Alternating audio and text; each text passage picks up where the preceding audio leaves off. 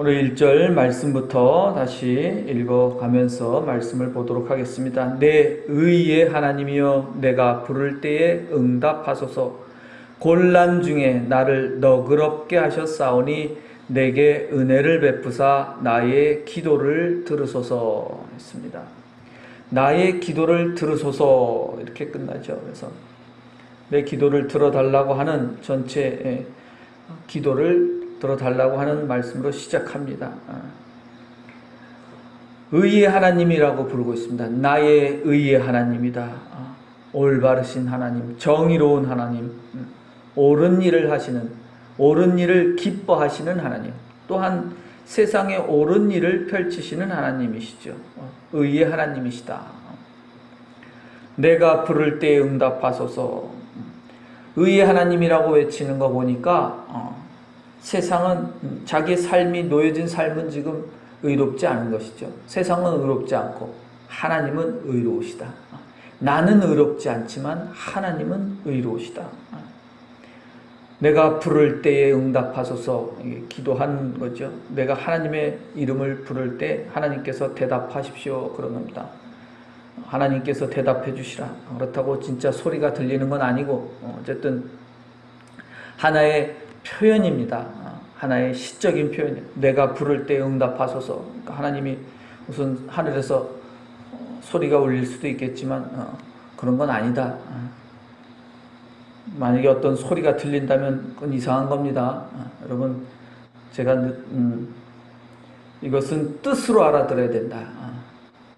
하나님은 설명하겠지만 하나님이 어떤 분인지 이제 앞으로 설명하겠지만 어쨌든 계속 진행하겠습니다. 곤란 중에 나를 너그럽게 하셨다. 좀 어려운 표현입니다.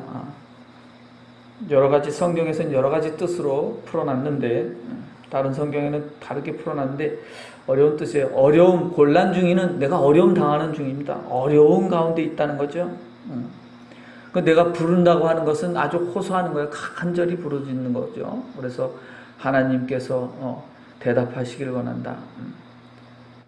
어려움 중에 있는데 나를 너그럽게 하셨다. 이 너그럽게 하다라고 하는 게 어떤 건지 사실 정확하지 않습니다.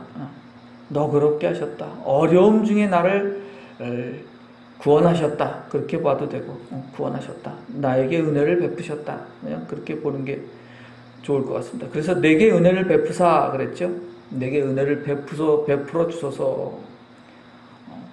나를 잘 봐주시고 어려운 가운데 나를 불쌍히 여기시고 나를 너그럽게 하셨다는데 나를 불쌍히 여겨주시고 내게 은혜를 베풀어 주십시오 라고 하는 소망의 기도입니다. 그리고 나의 기도를 들어주십시오. 은혜를 베푸시고 기도를 들으소서.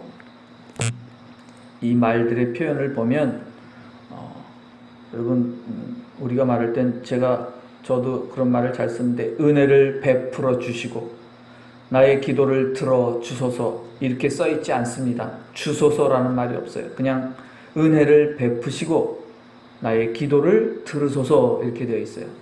근데 언제부턴가 우리말에 자꾸 뒤에 주소서라는 말이 자꾸 붙어요. 자꾸 붙어. 원래는 베푸소서 이렇게 해도 되는 거거든요. 근데 베풀어 주소서 꼭 이렇게 하고 들으소서 해도 되는데 들어주소서 이렇게 합니다. 주다. 뭔가 그냥 하나님이 나한테 뭘까 주세요 하는 거를 되게 강조하기 위해서 기도의 끝마다 모든 저기마다 그냥 다 주소서로 바꿔. 사실은 우리말의 어법은 별로 좋은 어법은 아닙니다. 언제부턴가 옛날엔 그렇게 쓰지 않았는데 한 20년, 참 요 10년, 20년 사이에서 그 말을 자꾸 그렇게 쓰게 됐습니다. 어쨌든 다음 기회에 또 이야기하기로 하고 인생들아, 여기 인생들은 사람들입니다. 그냥 세상 사람들, 사람의 자식들아. 사람들아 어느 때까지 나의 영광을 받고 욕되게 하며 헛된 일을 좋아하고 거짓을 구하려는가 그랬습니다. 세상 일들에 대한 이야기를 하는 거죠. 나의 영광은 하나님의 영광입니다. 하나님의 영광을 어느 때까지 너희들이 하나님의 영광을 바꾸어서 영광을 가리고 욕되게 하느냐, 하나님의 영광을 욕되게 하느냐, 하나님을 부끄럽게 만드느냐, 하나님을 거스르느냐, 그런 거죠. 헛된 일을 좋아한다. 헛된 일이 뭘까? 헛된 일을 좋아합니다. 인간이 헛된 일을 좋아해요. 뭐예요? 헛된 일이 뭡니까? 여기서 헛된 일, 헛된 일. 앞에 보면 정의롭지 못한 일이죠. 의롭지 못한 일, 욕심입니다. 자기 욕심을 위해서 사는 게 헛된 일이라는 것이요. 거짓을 구한다 그랬죠. 계속 나올 겁니다. 거짓을 구해서. 결국 거짓을 구한다는 것은 거짓을 꾸며서 나를 높이고 내 욕심을 채우려고 하는 것이죠. 그렇게 하려면 힘 있는 자들은 꼭 힘 약한 자들을 누르고 억압해서 빼앗는다는 거예요. 여러분들은 다 힘이 없죠. 힘 없는 사람들인데 세상에 힘 있고 좀 돈 많다는 사람들은 거짓을 매우 좋아합니다. 오늘날에도 지금도 한국 사회에서는 온갖 거짓말들이 아주 널리 퍼져 있어요. 널리 퍼져 있다. 너무나 심하다, 거짓말들이. 그 거짓말에 속아서 거짓말에 속아서 사는 사람들 많아요. 특히 나이 먹은 사람들이 더 그래요. 참 불쌍한 사람들이에요. 나이가 먹을수록 진실에 가까이 가지 못하고 거짓에 속아 살아요. 거짓말에 속아 산다. 이 코로나가 지금 퍼지게 된 것도 그 거짓말에 속아서 그러고 다녀요. 그것도 예수 믿는 사람들이, 예수 믿는다는 사람들이, 교회 다닌다는 사람들이 거짓말을 하고 거짓말에 속아서 왜 그러느냐, 그런 사람들이 왜 거짓말을 하고 왜 거짓말에 속고 그러냐, 다 자기 욕심을 채우려고 하는 거예요. 이유는 다른 게 없어요.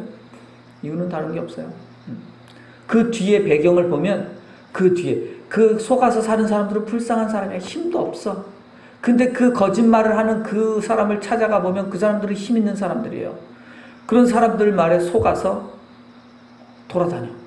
핸드폰도 끈다는 거 아니에요. 핸드폰을 끄고 자기를 추적하지 못하게 해서 찾지도 못하게 해서 그 코로나 걸렸는지도 모르고 대부분 나이 먹은 사람들이 그러고 있어요. 어제 오늘의 일은 아니다. 요즘만 그런 게 아니라 원래 그렇다. 원래. 거짓말에 사람들 잘 속는다.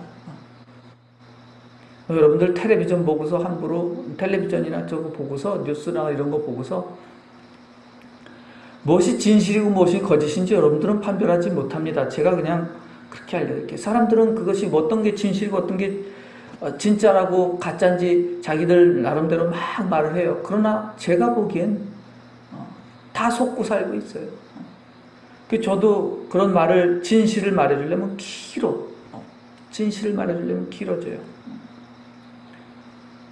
어쨌든 여러분이 사는 세상은 속고 산다. 그렇게 차라리 믿으세요. 난 지금 세상 일에 속고 산다. 진실을 아는 것은 매우 어렵다. 세상에 진실을 아는 사람들은 많지 않습니다. 어쨌든 거짓에 속지 않도록 늘 경계해야 된다. 하나님 말씀을 잘 배워야지만 거짓에 속지 않습니다.